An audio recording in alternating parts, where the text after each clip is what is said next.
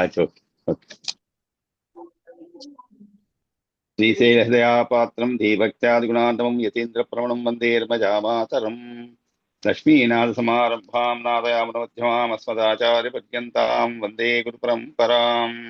యో నిత్యమచ్యుతపదాంబుజయుగ్మరుక్మః వ్యామోహతస్తదిరాణి తృణానమేనే అస్మద్గురోः భగవతోऽस्य దయైకసిन्धोः రామానుజस्य చరణౌ శరణం ప్రపద్యే.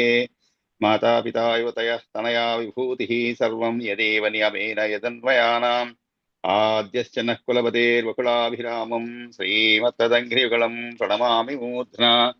భూతం ధరశ్చ మహదాహ్వయ పట్టనాథ శ్రీభక్తిసార కులశేఖర యోగి వాహాన్ భక్తాంఘ్రిరేణుపరకాల యతీంద్రమిశ్రాన్ శ్రీమత్పరాంకుశమునిం ప్రణతోస్మి నిత్యం. తత్వేన యశ్చిదచిదీశ్వర తస్వభావ భోగాపవర్గతదుపాయ గతిరుదారః తం దర్శయన్ నిరమిమీత పురాణరత్నం. తస్మై నమో మునివరాయ పరాశరాయ వ్యాసం వసిష్ఠనప్తారం శక్తే పౌత్రమకల్మషం పరాశరాత్మజం వందే సుఖతాతం తపోనిధిం. అచతుర్వదనో బ్రహ్మ దిబాహురపరో హరిః అఫాలలోచనः శంభుః భగవాన్ బాదరాయణः. యం ప్రవ్రజంతమనుపేతమపేతకృత్యం ద్వైపాయనో విరహకాతరాజుహావ పుత్రేతి తన్మతయా తరవోపి నేదుః తం సర్వభూతసుహృదం మునిమానతోస్మి. శ్రీవిష్ణుచిత్తపదపంకజసంగమాయ చేతో మమ స్పృహయతే కిమతః పరేణ नो चेन्ममापि यतिशेखरभारतीनां भावः कथं భవితుమర్హతి వాగ్విదేయః. ఈరోజు ప్రత్యేకంగా మన వైష్ణవ సంప్రదాయంలో కూడా ఒక్కొక్క గ్రంథాన్ని పఠించడానికి ముందు దానికి ఆ గ్రంథకర్త యొక్క స్మృతి చేసుకోవడం ఇది ఆనవాయితీ అన్నమాట. కాబట్టి మన దాంట్లో రామాయణానికి ఒకటి, అదేవిధంగా ప్రతి గ్రంథానికి కూడా ఒక వారిని స్మరించేటువంటి స్థుతులు ఉన్నాయన్నమాట. కాబట్టి ఈరోజు దానితో ప్రారంభిస్తున్నాము. ప్రతిరోజు ఈ జరిగినటువంటి 3 రోజుల్లో మామూలు స్థుతులకు ఉందేందుకు చావి చదువుకున్నాం అన్నమాట. ఇక్కడ ప్రత్యేకంగా మనం చెయ్యబోయేటువంటి ఈ విష్ణు పురాణం యొక్క ప్రవచనం కాబట్టి దీనికి సంబంధించినటువంటి ఆ కర్త యొక్క స్మృతి అవన్నీ చేసుకోవటం జరిగిందనమాట. ఇది ప్రత్యేకమైనది. అది తర్వాత మనం శ్రీ విష్ణు పురాణం ప్రారంభించి మంగళవారం ప్రారంభించాము. మంగళ బుధ గురు శుక్ర, కాబట్టి 3 రోజులు అయిపోయింది అనమాట. ఇది 4వ రోజు. ఇంతవరకు మనం విష్ణు పురాణం ముందు అసలు పురాణాలు అంటే ఏమిటి, వాటి యొక్క ప్రాశస్త్యం ఏమిటి, అవి ఏ విధంగా మానవ జాతికి తోడ్పడతాయి అనేటువంటి విషయాలు చాలా చక్కగా తెలుసుకున్నాం. అంతేకాదు పురాణాల్లో కూడా మొత్తం ఎన్ని పురాణాలు ఉన్నాయి, ఒక్కొక్క పురాణంలో ఉన్నటువంటి వైశిష్ట్యం ఏమిటి అనేటువంటి విషయాలు మనం వాటి యొక్క శ్లోక సంఖ్యతో పాటు తెలుసుకున్నాం అన్నమాట. కాబట్టి ఆ విషయాలు 18 పురాణాలు కూడా ఆ విషయాలని తెలుసుకొని ఈ రోజు నుంచి మనం ప్రత్యేకంగా పూర్తిగా విష్ణు పురాణం పైననే దృష్టి సారించబోతున్నాం అన్నమాట ఈ రోజు నుంచి. కాబట్టి శ్రీకృష్ణ పరబ్రహ్మణే నమః. శ్రీ విష్ణు పురాణము దీంట్లో అంశం అని ఉంటుంది అనమాట. ఒక్కొక్క అంశము అట్లా 4-5 అంశాలు, మధ్యలో వాటికి తర్వాత ద్వితీయము తృతీయం అని, అంటే ఒక్కొక్క అంశాన్ని కూడా మళ్ళా వేరువేరుగా డివైడ్ చేయబడి ఉంటుంది అన్నమాట. కాబట్టి మనం ప్రథమ అంశాన్ని, అంటే ప్రథమాంశంలో కూడా మళ్ళీ 1వ అధ్యాయం 2వ అధ్యాయం అలా ఉంటుంది. అంశం అంటే మొదటి అంశం అని, ప్రథమాంశం అంటే దాంట్లో మళ్ళా ప్రథమ అధ్యాయము అంటే 1వ అధ్యాయం 2వ అధ్యాయం అట్లా ఒక 20-25 అధ్యాయాలు ఉంటాయి అన్నమాట. కాబట్టి ఈరోజు మనం ప్రథమాంశం సంగ్రహంగా చూసుకుందాం ఏమిటి అసలని. యస్మిన్యస్తమతిర్నయాతి నరకం స్వర్గోపి యచ్చింత్యతే విఘ్నో యత్ర నివేశితాత్మ మనసో బ్రాహ్మ్యాపి లోకో అల్పకః ముక్తం చేతసి యః స్థితో అమలధియాం పుంసాం దదాత్యవ్యయః కించిత్రం యదగహం ప్రయాతి విలయం తత్రాచ్యుతే కీర్తితే.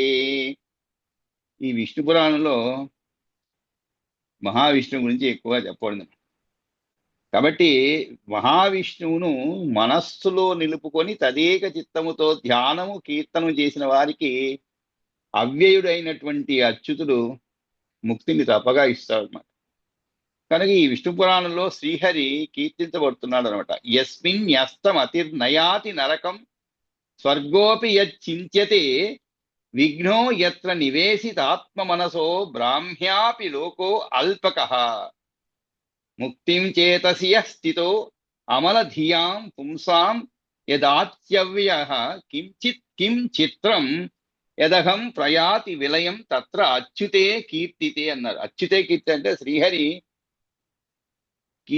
శ్రీహరిని మనం కీర్తిస్తే అది కూడా ఎలాగా మామూలుగా కాదండి. కీర్తనలు అంటే మామూలుగా ఏదో నోటితో కీర్తిస్తూ మనసంతా ఎక్కడో పరిభ్రమిస్తూ ఉంటుంది.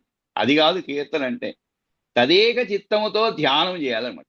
ఏ విషయం పైన కూడా మనం తదేక చిత్తంతో ధ్యానం చేయాలి. ఆ విధంగా నీ విష్ణుమూర్తి కూడా తదేక చిత్తంతో ధ్యానం చేస్తూ కీర్తనము చేసిన వారికి. కాబట్టి ఇవన్నీ కూడా కండిషన్స్ ఉంటాయి. మామూలుగా ఒక వస్తువు పైన రాస్తుంటారు. లేదు ఒక బండి కొన్నారనుకోండి, మీరు దాంట్లో రాస్తారంట మైలేజ్ ఎంత అంటే 30-40 కిలోమీటర్లు వస్తుంది అంటారు. అంటే 1 లీటర్కి అనమాట. మైలేజ్ అంటే 1 లీటర్కి, లేదు 70 కిలోమీటర్లు. కానీ ఒక కండిషన్స్ అప్లై ఉంటాయి. ఆ కండిషన్స్ ఏమిటి? బరువు 80 కేజీల కంటే ఎక్కువ పోకూడదు, అంటే ఎక్కువ ఉండకూడదు. అంటే ఏమిటి? మీరు ఒకవేళ కర్మగాలి ఆ బండి కొన్నవాడే 85 కేజీలు ఉన్నారనుకోండి, ఒకవేళ మైలేజ్ తక్కువ వస్తే కూడా ఆ కండిషన్ అప్లై చేయలేదు కాబట్టి మీరు అప్లై చేయలేదు కాబట్టి అంటే మీరు తగ్గాలన్నమాట. 10 కేజీలు తగ్గితే ఆ కండిషన్ అప్లై అవుతుంది. ఆ విధంగా ఇక్కడ కూడా విష్ణుమూర్తిని సంతృప్తిపరచాలి, విష్ణుమూర్తి యొక్క అనుగ్రహం పొందాలి అంటే తదేక చిత్తముతో ధ్యానం చేయాలి. తదేక చిత్తముతో ధ్యానం చేస్తూ కీర్తనము ఇవన్నీ చేయాలన్నమాట. అంతేగాని ఏదో నోటితో మాత్రం చెప్పడం సరిపోదు అనేటువంటి ఒక కండిషన్ పెట్టారనమాట. అది చాలా కష్టమైనటువంటిది. ఎందుకంటే ఏది కూడా మనం ఏకాగ్రత చేయాలంటే అసలైన కష్టం అక్కడే ఉంటుంది. చేస్తూ ఉంటాం ఎన్నో పనులు. ఒక్కోసారి మనం కొన్ని పనులు చేస్తుంటాం, ఎంత ఏకాగ్రత లోపిస్తుందంటే ఆ పని చేశామా లేదా అంటే జ్ఞాపకం ఉండదు. ఇది ముఖ్యంగా బయటికి పోతూ మనం తలుపు తాళం పెడతాం, కానీ మర్చిపోతుంటాం. దిగిన తర్వాత జ్ఞాపకం వస్తుంది పైనుంచి, లేదు బండిలో పోయేటప్పుడు జ్ఞాపకం వస్తుంది, అయ్యో తాళం వేసి. ఎందుకంటే ఆ పని పైన ధ్యాస లేకుండా చేసినందువల్ల అది విపత్తు అన్నమాట.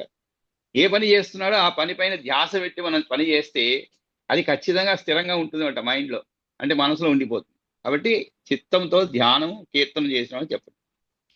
తర్వాత పవిత్రములు అన్నిటికన్నా పవిత్రమని చెప్పమని, అంటే పవిత్రాణం పవిత్రం యో అని ప్రశంసించబడిన పరమాత్మ నారాయణుడు జ్ఞానమయుడు జగన్మయుడిని గురించి తెలుసుకొని భక్తితో ధ్యానం చేసి ముక్తులు కావడం కొరకు ముముక్షులు అయిన వారందరూ కూడా ఈ పురాణాన్ని శ్రద్ధగా చదువుకోవాలి. ఈ యొక్క విష్ణు పురాణం అనమాట.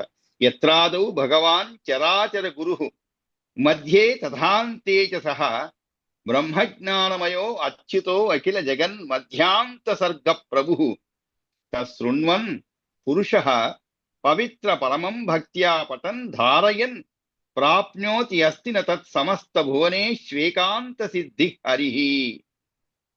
ఇక్కడ ఏం చెప్పారు? కీర్తనలే కాకుండా ఆయన యొక్క తశృణ్వన్ పురుష పవిత్ర పరమం భక్త్యా పఠన్ ధారయన్.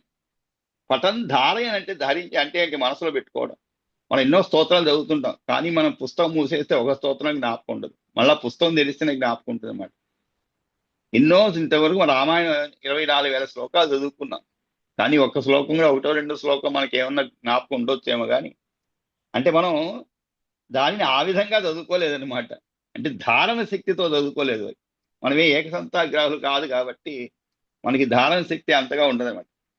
కాబట్టి ఈ పురాణం ఈ జ్ఞానమయుడు జగన్మయుడిని గురించి తెలుసుకొని భక్తితో ధ్యానం చేసి ముక్తులు కావడం కొరకు ముముక్షులైన వాళ్ళందరూ ఈ పురాణాన్ని శ్రద్ధగా చదువుకోవాలని చెప్పబడింది. కాబట్టి మనం ముందుగానే చెప్పుకున్నాం, దీంట్లో ఉండేటువంటి 18 రకాల 18 విధమైన పురాణాలు ఉన్నాయని చెప్పి. కాబట్టి ఇవన్నీ కూడా వేదార్థాన్ని వివరించే పురాణాలని వ్యాస మహర్షి ద్వాపర యుగంలో లోకోపకారం గురించి రచించాడని. కాబట్టి ఈ యొక్క విష్ణు పురాణం కూడా అష్టాదశ పురాణాల్లో ఒకటే అన్నమాట. కాబట్టి ఈరోజు మనం ఆ విష్ణు పురాణం యొక్క ప్రధానమైన విషయాలు అంశాల వారీగా సంగ్రహంగా తెలుసుకుందాం అన్నమాట. కాబట్టి మనం ఇదే చదువుకున్నాం, ఈ సాత్విక పురాణాలు 6 అని చెప్పి దాంట్లో విష్ణు పురాణము, నారదము, భాగవతము, గారుడము, పాద్మము, వరాహములు, సత్వా సంజాయితే జ్ఞానం అన్నారు. కాబట్టి ఇవి ఈ విశ్వాన్ని గురించి, జీవాత్మను, పరమాత్మను అంటే దేహాలను, ప్రకృతి గురించి యథార్థమైనటువంటి స్థితిని తెలిపి జీవుని యొక్క దుఃఖాలను, జన్మ బంధాలను దూరం చేసి పరమానంద స్వరూపాన్ని సంతరింపజేస్తాయి అనమాట. జ్ఞానాత్ మోక్ష అని అన్నారు. కాబట్టి ఈ యొక్క సాత్విక పురాణాలు అంటే ఏవైతే ఉన్నాయో వాటిలో శ్రీ విష్ణు పురాణంగా ముందు ఉంటుందన్నమాట. శ్రీ విష్ణు పురాణము, నారదము, భాగవతము, గారుడము, పాద్మము, వారాహములు, ఇవన్నీ కూడా ఇటువంటి జ్ఞానాత్ మోక్ష అనేటువంటి ఆ విషయాన్ని నిజం చేయటం కోసము ఇలా ఈ పురాణాలు రాయబడ్డాయన్నమాట. ఆ తర్వాత జ్ఞానము అనేది ఏమిటి అసలు? జ్ఞానం అనేది విష్ణువుకు చెందినదే. మనదంతా ఆ జ్ఞానం జ్ఞానం అంటుంటాం, తక్కినదంతా కూడా అజ్ఞానం. ఎదతో అన్యథ అంటే మిగిలినంతా అజ్ఞానమే అని అన్నమాట. అంటే ఆ విష్ణుమూర్తి గురించి తెలుసుకోవడమే నిజమైనటువంటి జ్ఞానం అని. విద్య అన్యా శిల్ప నైపుణం అన్ని తేల్చి చెప్పబడింది. అంటే ఏమిటి? విజయమైన మిగిలినవన్నీ కూడా విద్య అన్యాహ శిల్ప నైపుణం. మనం ఎన్నో చదువుతుంటాం, పిహెచ్డీలు చేస్తుంటాం, అన్నీ చేస్తుంటాం, కానీ అవన్నీ ఏం చేస్తున్నాం మనం? ఏదో కొన్ని విషయాలు ఈ ప్రపంచంలో ఉండేటువంటి ఏదో చాలా చిన్న విషయం అన్నమాట, దాని గురించి మనం తెలుసుకుంటాం. దానికే మొహం పెద్ద జ్ఞాని అయిపోయినట్టుగా భావిస్తూ ఉంటాం. కానీ తెలుసుకోవాల్సింది ఎంతో ఉంది అన్నమాట. కాకపోతే మనం ఒక ప్రత్యేకమైన దాన్ని ఎన్నుకొని దానిలో మనం నిష్ణాతులు అవుతుంటాం అనమాట. కానీ ఒక్కోసారిగా అనిపిస్తుంది, మనం అంటుంటాం డాక్టర్ గారు దేవుడు దైవమని, కానీ ఆ డాక్టర్ గారు కూడా దైవమే కాదని చెప్పలేదు. కానీ ఆయన తన యొక్క నైపుణ్యాన్ని పెంచుకోవాలంటే మళ్ళీ ఎన్నో విషయాలు తెలుసుకోవాలి. అంతేకాదు ఆ విషయాలు ఎలా తెలుసుకోగలుగుతారు ఆయన? ఆ విషయాలపైన వేరెవరో దృష్టి సారించి దాన్ని మీ ముందు పెడుతున్నాడు అనమాట. కాబట్టి మన వెనక ఎంతో మంది కృషి ఉంటుంది. మనం ఏదైనా ఒక విషయాన్ని తెలుసుకున్నామంటే ఆ విషయం వెనక వేరెంతో మంది కృషి చేసి ఉంటే అది మనం తెలుసుకుంటున్నాం అన్నమాట. అందుకే పాత రోజుల్లో డాక్టర్లు ఈ రోజుల్లో పాత రోజుల్లో డాక్టర్ మీ నాడి బట్టి చెప్పేసేవాడు ఏమిటి అనారోగ్యము, ఎక్కడ ఉన్నది ప్రాబ్లము, అటు శ్వాసల ప్రాబ్లమా, లేదు కాలేయమా, లేదు పొట్టనా, లేదు ఎక్కడ ఏమిటి ప్రాబ్లం, హృదయమా చెప్పేసేవాళ్ళు. కానీ ఈ రోజుల్లో నాడి పట్టడమే కాదు కదా, ఆ నర్సు ఏదో బీపీ వేసేస్తుంది, ఆమె మీదో ఎవరితో వేసినా కూడా డాక్టర్ గారు పట్టించుకోరు. వేరెవరో రీడింగ్ వేసి పెడితే కూడా ఆయన వెంటనే ఒక ఈసీజీ రాసేస్తారు అనమాట. మిషన్ ఏమి చెబితే అదే. కాబట్టి పరోక్షంగా చూస్తే మీరు ఒక డాక్టర్ యొక్క నైపుణ్యం అంతా కూడా మిషన్ పైనే ఆధారపడింది. ఆ మిషన్ ఎవరు కనిపెట్టారు? ఈ డాక్టర్ కనిపెట్టలేదు, ఎవరో కనిపెట్టారు. ఆ జ్ఞానాన్ని ఈయన ఉపయోగించుకున్నాడు అనమాట. కాబట్టి ఈ విధంగా ఏదో ప్రతి ఒక్కరు కూడా ఏదో కొంత సహాయం చేసి అదంతా ఎందుకు, మనం హాయిగా జీవించేందుకు. కానీ అవన్నీ జ్ఞానం కింద కాదు, అవన్నీ కూడా శిల్ప నైపుణం అని చెప్పుకోవచ్చు మనం. కానీ మహావిష్ణువుని గురించి తెలుసుకుంటే జీవుడు ఏం చేస్తాడు? భవసాగరం నుండి బయటపడగలడు. కాబట్టి ఏక విజ్ఞానేన సర్వం విజ్ఞాతం భవతి అని వేదం ప్రతిజ్ఞ చేస్తుంది అనమాట. కాబట్టి ఏక విజ్ఞానేన సర్వం విజ్ఞాతం భవతి. ఏక విజ్ఞానం అంటే ఏమిటి? ఒక్క విషయం తెలుసుకుంటే అన్ని విషయాలు తెలుసు. ఏమిటిది? బ్రహ్మవేద బ్రహ్మైవ భవతి అన్ని పేర్కొంటుంది అన్నమాట. కాబట్టి విష్ణు పురాణాన్ని భవభీతులైన వారు విరక్తులు తప్పక అధ్యయనం చేయాలన్నమాట. ఈ పురాణంలో షాడ్గుణ్యపూర్ణుడైనటువంటి పురాణ పురుషుడు ప్రతిపాదింపబడుతున్నాడు. అవి జ్ఞానము, శక్తి, బలము, ఐశ్వర్యము, వీర తేజస్సులు. ఇందులో విభాగాలు, అంశాలు కూడా 6 అన్నమాట. ఆ విధంగా ఇది విష్ణు స్వరూపము. కాబట్టి ముందుగా మనం చదవబోయేటువంటి ప్రథమ అంశంలో ఏమి విషయం చెప్పబడింది అనేటువంటి విషయాన్ని కొద్దిగా అవగాహన చేసుకుందాం అన్నమాట. అంటే మిగిలిన అంశాలు ఇప్పుడే చదవాల్సిన అవసరం లేదు, ఎందుకంటే మనం చదవబోయేది ప్రథమ అంశం కాబట్టి శ్లోకాలన్నీ కూడా.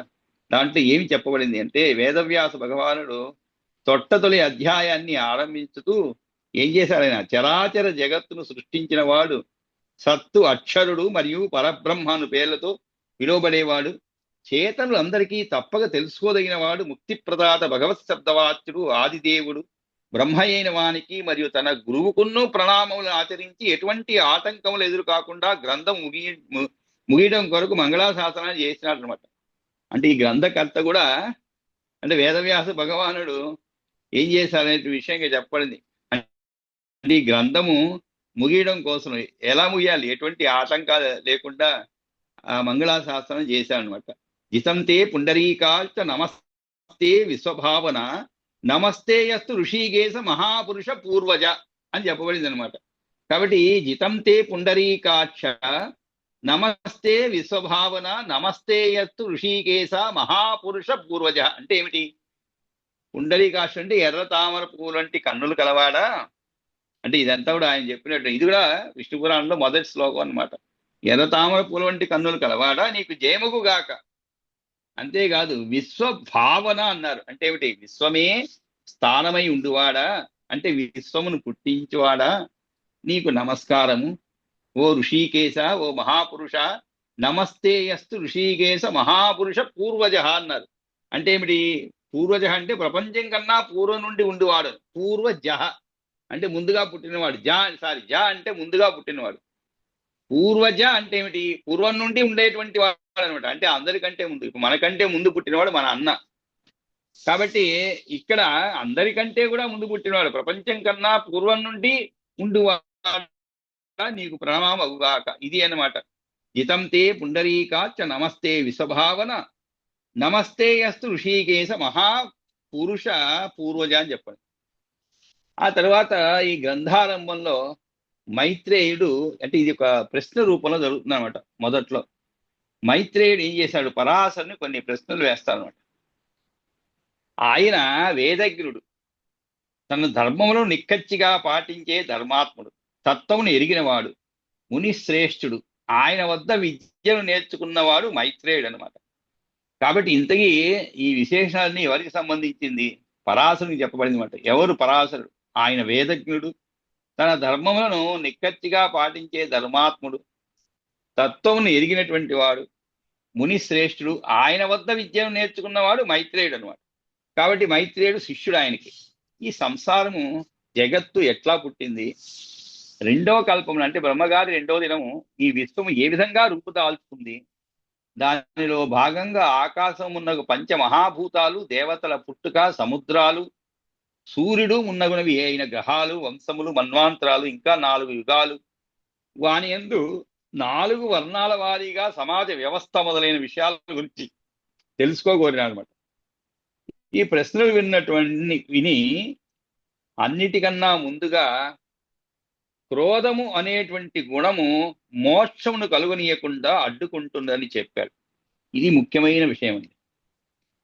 అంటే ఈ పై ప్రశ్నలన్నీ కూడా ఎవరు వేశారు? మైత్రేయుడు పరాశరునికి వేస్తారనమాట. అప్పుడు ముందుగా ఆయన విని ఆ ప్రశ్నలన్నీ కూడా ఒక మాట అంటామట. ఏమిటది? అన్నిటికన్నా ముందుగా క్రోధము అను గుణం మోక్షమును కలుగనీయకుండా అడ్డుకుంటున్నదని చెప్పి, ఇది మనం అందరూ కూడా గమనించవలసిన విషయం. అంటే క్రోధము అనేది ఎంత తీవ్రమైనటువంటి అపకారం మనకు చేస్తుంది అనేటువంటి విషయం దీని ద్వారా తెలుస్తుందన్నమాట. మోక్షమును కూడా కలుగనీయకుండా అడ్డుకుంటుంది అనమాట. క్రోధం ఉన్న వాళ్ళు మనం చూస్తూనే ఉంటాం, ఎటువంటి ఇబ్బందులు పడతారు. క్షణికావేశం అంటుంటాం. క్షణికావేశం అనమాట. ఆ క్షణికావేశంలో మనం చేసేటువంటి కొన్ని పనులు, తప్పులు జీవితాంతం మనల్ని వేటాడుతుంటాయి. వెంటాడేది కాదు, వెంటాడటం వేరు, వేటాడటం వేరు. అవన్నీ వేటాడుతూ ఉంటాయి అనమాట మనల్ని. ఏదో ఒక చిన్న విషయం మొన్న చదివాను పేపర్లో. ఒక 200 రూపాయల గురించి 2 హత్యలు జరిగాయి. 200 రూపాయలు ఇవ్వలేదను, లేదు ఏదో జరిగింది. మొత్తానికి ఇతను అడగటం జరిగింది ఎవరికైతే ఇవ్వాలనో అతనికి. వాడేదో ఇవ్వకుండా పోతున్నాడని వాడిని కొద్దిగా గట్టిగా మందలించేటప్పటికి వాడు చేతిలో ఉన్నటువంటి వాహనాన్ని పైకి ఎక్కిచ్చేశాడనమాట. ఎవరైతే డబ్బు అడిగాడో వాడి పైకి. సరే వాడేదో పోయేవాడు, వెళ్ళిపోయాడు, హాయిగా పైన కూర్చున్నాడు. కానీ బతికి ఉండి వీడి జీవితం ఏమైపోతుంది అది ఆలోచించండి. వీడేమో 2 పైన ఎక్కిచ్చేశారు లారీ, కానీ జీవితం ఏమవుతుంది? వీడి జీవితం, ఇక్కడ ఉన్న వాడి జీవితం ఏమిటి? ఇదంతా క్రోధానికి కారణం అనమాట. క్రోధం వల్ల జరిగేటువంటిది అనమాట. ఒక్క నిమేష కాలం ఆలోచించి ఉంటే ఇటువంటి ఉపద్రవం జరిగేది కాదు.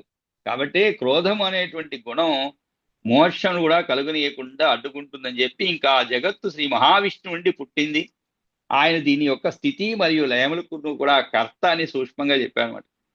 ఆ తర్వాత పరాశర మహర్షి విస్తారంగా తెలియపాలని పూనుకున్నాడు అనమాట.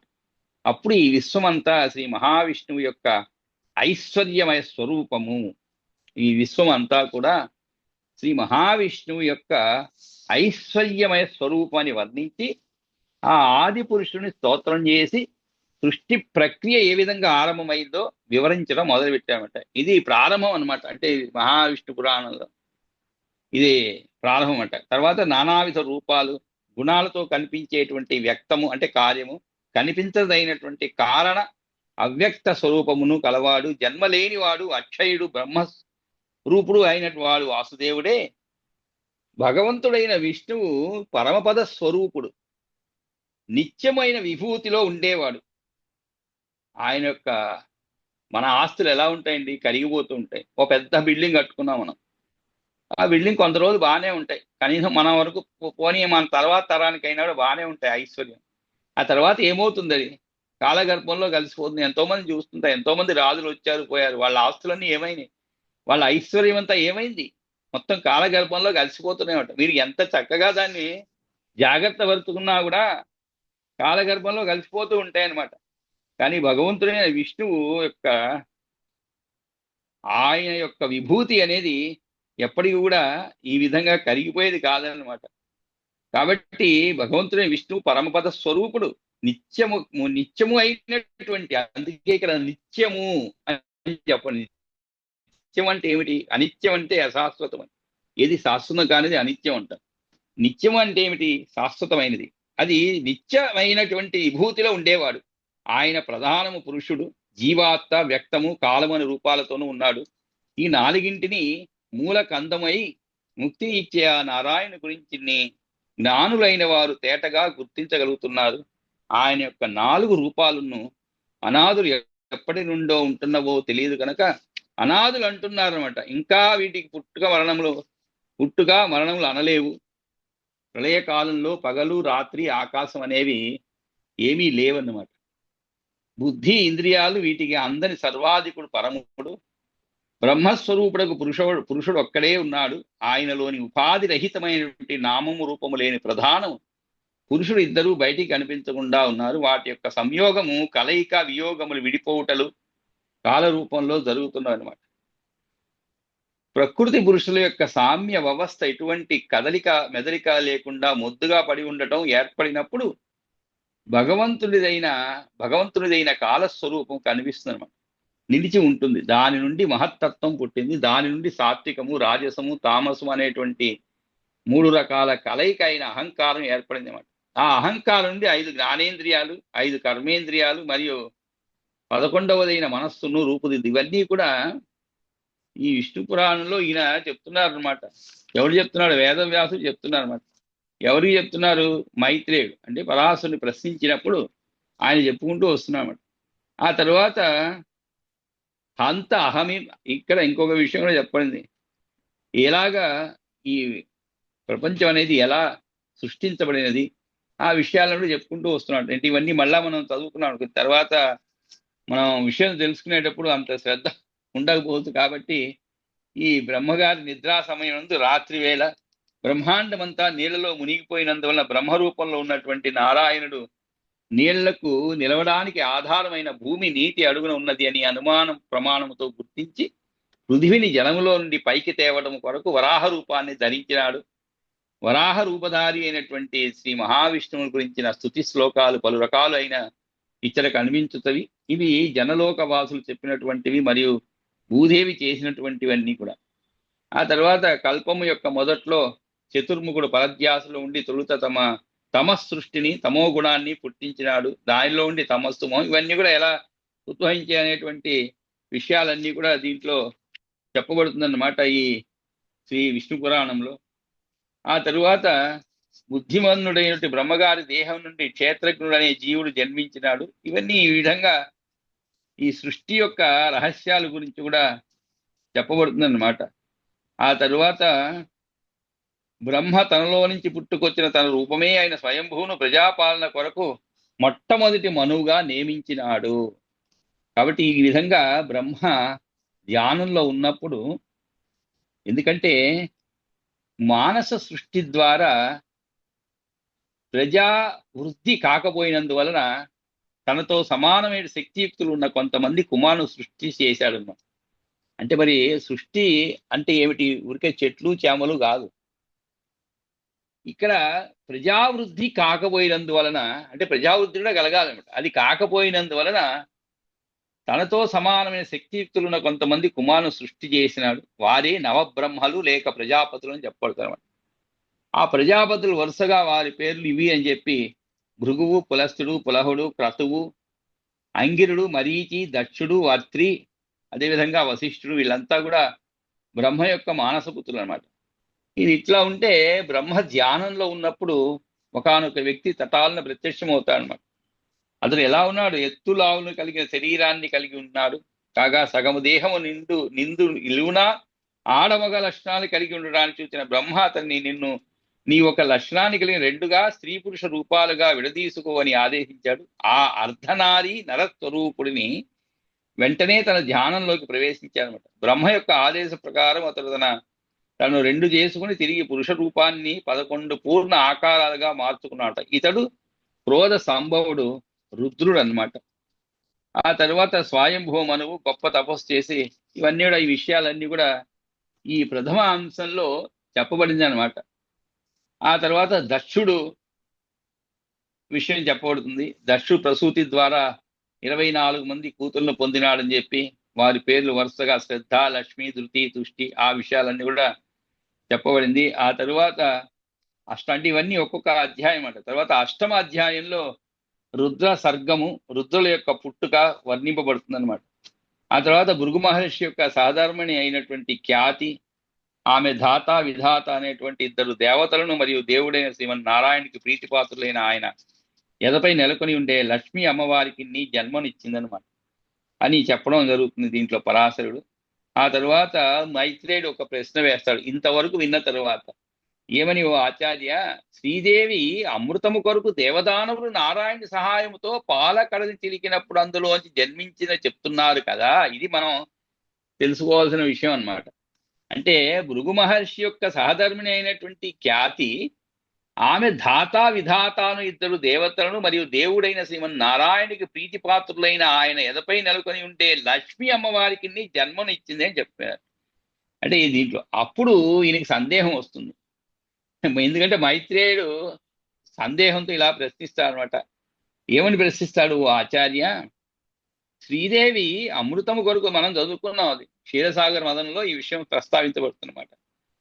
శ్రీదేవి అమృతము కొరకు దేవదానవులు నారాయణ సహాయముతో పాలకడలిని చిలికినప్పుడు అందులో నుంచి జన్మించింది చెబుతున్నారు కదా, తమరేమో భృగువు యొక్క ఇల్లాలు ఖ్యాతి కడుపులో పుట్టిందని తెలుపుతున్నారు, అది ఎట్లా కుదురుతుంది అని చెప్పి పరాశరుడిని ప్రశ్నిస్తాడనమాట.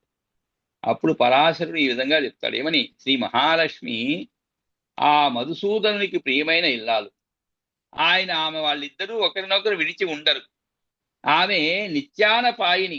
అంటే ఏమిటి? శ్రీ విష్ణు భగవానుడు అర్థము అయితే ఆమె శబ్దము. శ్రీ విష్ణు భగవానుడు అర్థము అయితే ఆమె శబ్దము. శ్రీహరి న్యాయము కాగా శ్రీరమ నీతి. శ్రీరమ అంటే లక్ష్మీదేవి నీతి. శ్రీ నారాయణుడు బోధము కాగా ఆ తల్లి బుద్ధి. శ్రీనివాసుడు ధర్ముడు, సిరుల తల్లి సత్క్రియ. భగవంతుడు కర్మ కాగా సంపస్వరూపిణి ఇచ్చ కోరిక అయ్యింది అనమాట. అప్పుడు శ్రీనాథుడు యజ్ఞము, ఆ సుందరి దక్షిణ. జనార్దనుడు పురోడాసము, ఆ చిన్నారి ఆజ్యము. కేశవుడు సామస్వరూపుడు, ఆ చక్కనమ్మ ఉద్గీతి. జగన్నాథుడు అగ్ని, ఆమె స్వాహాగా రూపుదిద్దుకున్నది. లోకపావనుడు శంకరుడు కాగా లక్ష్మీదేవి పార్వతిగా ఆయన్ను చేరుకున్నది. ఓ మైత్రేయ, పరంజ్యోతి నారాయణుడు సూర్యుడుగా అవతరించగా కమలవాసిని లక్ష్మి కాంతి అయింది. చూడండి, నారాయణుడు సూర్యుడుగా అవతరించగా కమలవాసిని లక్ష్మి కాంతి అయ్యింది. చక్రపాణి యముడు అయినప్పుడు ఈ తల్లి ధర్మిణిగా, ఇల్లాలు తోడు నీడ అయ్యింది. శంఖధారి అయిన నారాయణుడు కుబేరుడు కాగా ఈ అనపాయిని బుద్ధిగా రూపుదాల్చింది. కేశవుడు వరుడుగా సకల ప్రాణులను ఆప్యాయనుగా చేస్తుండగా ఈ సుకుమారి గౌరి అయింది. శ్రీహరి సేనాపతి కాగా ఆమె దేవసేన అయి వెన్నంట వచ్చింది. శంకరుని అంశ అయిన దుర్వాసుడు ఉన్మత్త వ్రతమును పూని పిచ్చివాని వల భూమిపై సంచరించుతుండేవాడు. ఒకానొక విద్యాధర స్త్రీ సంతాన పుష్పమాలను పట్టుకొని కనిపించింది. ఆమె చేతిలోని పారిజాత పుష్పమాలను తనకు ఇమ్మని కోరగా ఆ పిల్ల వినయంతో వంగి నమస్కరించి పూలదండను సమర్పించింది. దాన్ని తన తలపై పెట్టుకుని భూసంచారం చేస్తుండగా దేవేంద్రుడు ఐరావతం నెక్కి ఊరేగింపుగా వస్తూ ఎదురుపడినాడు. ఆ ముల్లోకాధిపతికి కానుకగా పరిమళాల పూదండను దేవేంద్రుని పైకి విసిరినాడు. ఆయన దాన్ని తీసుకుని ఐరావతం తలపై ఉంచినాడు. పూలదండలోని కుసుమముల యొక్క సువాసనకు మత్తెక్కిన మహాగజము దాన్ని తన తొండంతోనే నేలకేసి తొక్కింది. దాన్ని చూచిన దుర్వాసుడు తనకు అవమానముగా ఎంచి ఇంద్రుడు శపించినాడు ఇట్లాగా ఏమని, ఓరి ఇంద్ర, నీవు త్రిలోకైశ్వర్యముతో మదమెక్కి కన్నుమిన్నుగా అనుకున్నావు. నిన్ను వశిష్ఠాదులు మన్నించుతూ ఉండగా నిజమే కాబోలని చిన్న పెద్ద కానక నిర్లక్ష్యముతో వ్యవహరిస్తూ ఉన్నావు. నేను తక్కిన ఋషుల వంటి వాడిని కాను, గౌతముడును కాను, దుర్వాసుడిని. నీ ఐశ్వర్యమదానికి ఇదే శాస్త్రి. నీ సిరి సంపదలన్నీ నశించి నీ గర్వము దిగజారునుగాక అని శపించినాడు. అందువల్ల ఇంద్రునితో పాటు ముల్లోకవాసులకు సంపదలు కొరవడినవి, లక్ష్మీ విహీనములైనవి. చివరికి ఓషధులు తీగలు కూడా వాడి వంతలై తమ కళను కోల్పోయినవి, ఎదుగుదల లేక కృంగినవి.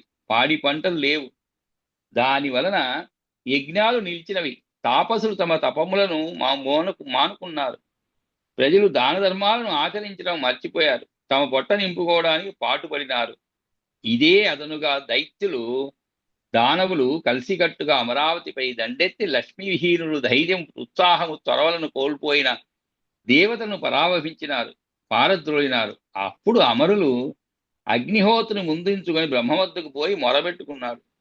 ఆయన శ్రీ మహావిష్ణువు శరణు వేడండి అని చెప్పి వారిని వెంటబెట్టుకుని పాల సముద్రం వద్దకు పోయి ఆ దేవదేవుడిని వరదరాజును ప్రార్థించినాడు. ఓ పరాస్పర సర్వేశ్వర దైత్యమర్ధన జగదుత్పత్తి స్థితి లయములకు కారణమైన వాడా, ఓ జన్మరహితుడా, ప్రజాపతికిన్ని పతి అయిన వాడా, ఓ అనంత కార్యజగత్తులోని ప్రకృతి పురుషులను కాపాడేవాడా, శరణు శరణు రక్షించు తండ్రి అని స్తుతించినాడు. ఎవరు ఇంతకీ అది? ఈ యొక్క శ్రీ మహావిష్ణువు శరణు వేడని చెప్పి వారిని వెంటబెట్టుకుని పాల సముద్రం వద్దకు పోయి ఆ దేవదేవుడిని వరదరాజును ప్రార్థించినాడు అనమాట. ఎప్పుడు ఎవరిది? అగ్నిహోత్రుని ముందు ఉంచుకొని బ్రహ్మ వద్దకు పోయి మొరబెట్టుకున్నాడు. ఎప్పుడు అమరులు అనమాట. ఆ విధంగా స్తుతించి దేవతలు కూడా ఒక్కొక్కరుగా సర్వేశ్వరుని స్తోత్రం చేసుకుంటూ తమ తమ కష్టాలను ఏకరువు పెట్టారు. అప్పుడు సుదర్శన చక్రధారి ప్రసన్నుడై ప్రత్యక్షమైనాడు. ఆయన శంఖ చక్ర గదాధారి అయి అభయమనిస్తూ అపురూపమైన తన దివ్యమంగళ విగ్రహమును వారికి చూపగా ఆ తేజోమూర్తిని చూచి అమరులు ఆశ్చర్యపోయినారు.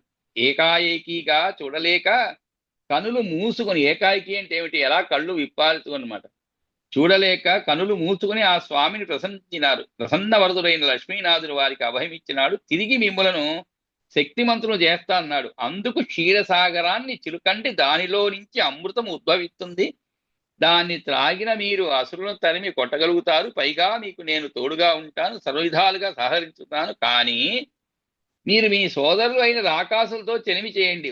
వీరు కలిసి పాల సముద్రాన్ని చిలకండి. సుధారసమును మీకే పంచుతాను. మీరు వాళ్లతో పొత్తు పెట్టుకోండి. కడల్ని చిరికినందుకు కలిగే ఫలితంలో చెరిసగం పంచుకుందామని చెప్పండి.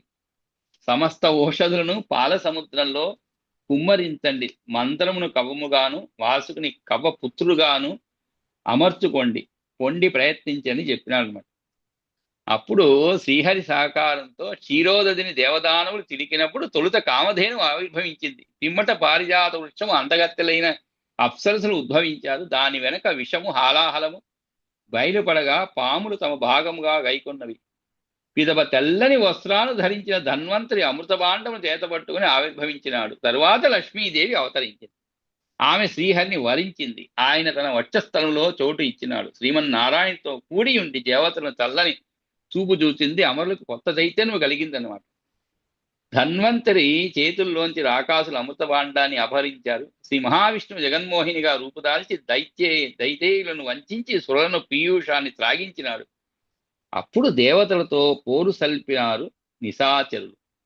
జగన్నాథుడు మధుసూదనుడు ముందు నిలిచి ఆ ఆదితేయులకు విజయాన్ని కట్టబెట్టినాడు. పుణ్యజనులు పరాజయంతో వెనుతిరిగిపోయినారు. దేవరాజ్యమును తిరిగి పొందిన సచీపతి లక్ష్మీదేవిని స్తోత్రం చేసి వరాలను పొందినాడు. ఈ విధంగా పరాశరుడు లక్ష్మీ అమ్మవారి అవతార వృత్తాంతాన్ని ముగించి ఆ జగన్మాత జగత్పతి అయిన జనార్దనుడు అవతారం ఎత్తిన ప్రతిసారి ఆయన వెంటనే తాను కూడా జనం పొంది ఆయనకు సహధర్మచారిణి అయి అవతార లక్ష్యమును సాధించడంలో తాను పాలు పంచుకుంటూ తోడుపడుతున్నదయ్యా మైత్రేయ అని చెప్పాను.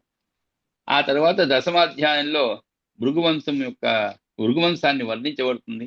ఏకాదశ అధ్యాయంలో ధ్రువోపాఖ్యానం ఆరంభమవుతుంది. ఉత్తానపాదుని ఇద్దరు భార్య ధ్రువకుమారుడు సునీతయని అది ఆ విషయాన్నంతా చెప్పబడుతుంది అనమాట. అంతేకాకుండా ధ్రువుని శిష్యుడు భవ్యుడు అని ఇద్దరు కుమారులు ఉండినారు. ఆ విషయాలన్నీ కూడా దాంట్లో చెప్పబడుతుంది అనమాట. ఆ తర్వాత 15వ అధ్యాయంలో కండు మహర్షి వృత్తాంతం వర్ణింపబడుతుంది. ఆ తర్వాత మధ్యలో ప్రహ్లాదుని పుత్రుడు విరోచనుడు, బలి చక్రవర్తి మనవుడు, ఇవన్నీ కూడా ఆ విషయాలను చెప్పబడుతాయి. ఇంకా 22వ అధ్యాయంలో భగవంతుడైనటువంటి విష్ణువుకు చెందిన 4 విభూతులు వివరించబడుతున్నాడు. అంటే ప్రపంచంలోని నలుదిక్కుల్లో ఉన్న పర్వతాలు మొదలైన సకల పదార్థాలను ఆయన విభూతులే. జనార్దనుడు 4 రూపాల్లో ప్రవేశించి ఉండి పాలన చేస్తాడు. అట్లే 4 రూపాలతో సంహారము ప్రళయము గావిస్తాడు. ఆయన యొక్క మొదటి అంశము చతుర్ముఖ బ్రహ్మ, 2వ అంశము మరీచి మొదలుగా గల ప్రజాపతులు, 3వ అంశము కాలము కాగా 4వ అంశము సమస్త జీవరాశులు. ఈ విధంగా భగవంతుడైన శ్రీహరి యొక్క నిర్దిష్టమైన ఒకానొక రూపము గలవాడు కాకున్నా లోకులకు మేలు చేకూర్చడం కొరకు మాయామయము అంటే ఏమిటి, ఆశ్చర్యకరము మాయామయము అయినటువంటి రూపాన్ని ధరించి ఈ విశ్వంలో ఉన్నటువంటి తత్వాలన్నిటినీ కూడా తన శరీరమునందు శంఖ చక్రాది ఆయుధాలు కౌస్తుమణి మున్నగు ఆభరణాలుగా ధరించి ఉంటారన్నమాట. ఇవన్నీ కూడా చెప్పబడుతుంది. తర్వాత ఇది చివరి దినం అంటే ఏమిటి, 22 అధ్యాయాలు ఉంటాయన్నమాట. ఇక స్థూలంగా ఈ ప్రథమాంశంలో 22 అధ్యాయాలు ఉన్నాయన్నమాట. వరుసగా వాటిలో చెప్పబడిన కథాంశాల గురించి ఇప్పుడు మనం చదువుకున్నాం అనమాట. కాబట్టి ఇది మనం చదవబోయేటువంటి ప్రథమ అంశంలో ఉన్నటువంటి 22 అధ్యాయాల్లో ఉన్నటువంటి ముఖ్యమైనటువంటి విషయం అన్నమాట. కాబట్టి మనం ఇంకా ఒక్కొక్క శ్లోకాన్ని కూడా చదువుకుంటూ మనం ముందుకు పోదాం. అంతకుముందు మనం ఉన్నటువంటి శ్లోకములు ఈ ప్రథమ అధ్యాయంలో ఉన్నటువంటి అంటే ఈ ప్రథమ అంశము దాంట్లో ప్రథమ అధ్యాయం అనమాట. సుమారు ఒక శ్లోకాలు ఉన్నాయన్నమాట. వీటిని ఒకసారి చదువుకుందాము. చదువుకుని తర్వాత ఒక్కొక్క శ్లోకానికి కూడా అర్థ తాత్పర్యాలు చెప్పుకుంటూ ముందుకు పోదాం. దీంట్లో మనం ముఖ్యంగా అంటే మనం ఏం చదువుతున్నాం అనేది మనకు తెలియాలన్నమాట. ఇక్కడ మనకి శ్రీధర్య వ్యాఖ్యానం అని ఒకటి ఉన్నది. ఇది మనకి చాలా అంటే ఎన్నో మంది వ్యాఖ్యానం చేసి ఉండవచ్చు, కానీ మనకి చాలా స్టాండర్డ్ అంటుంటాం. అంటే ఏమిటి, మనం దానిపైన ఆధారపడగలిగే విషయంగా ఆధారపడగలిగేటువంటి వ్యాఖ్యానం అనమాట. కానీ అది సంస్కృతంలో ఉన్నది అనమాట. ఆ శ్రీధరీ వ్యాఖ్యానం అనేది సంస్కృతంలో ఉంటుంది. దానిని తెలుగులోకి తర్జుమా చేసి మనం సంస్కృతం చదువుకోము, శ్లోకం చదువుకుందాం. తర్వాత దానికి సంబంధించినటువంటి తెలుగులో వ్యాఖ్యానం, అది వీలైన చోట కొన్ని కఠిన పదాలు ఏమన్నా ఉంటే అవి కూడా చదువుకుంటూ ముందుకు పోదామండి. కాబట్టి శ్లోకములు నుంచి ప్రారంభిద్దాం. శ్రీ విష్ణు పురాణము ప్రథమో అంశ ప్రథమోధ్యాయ. ఓం నమో భగవతే వాసుదేవ. జితం తే పుండరీకాచ నమస్తే విశ్వభావన నమస్తే యస్తృషీకేశ మహాప్రస్థాన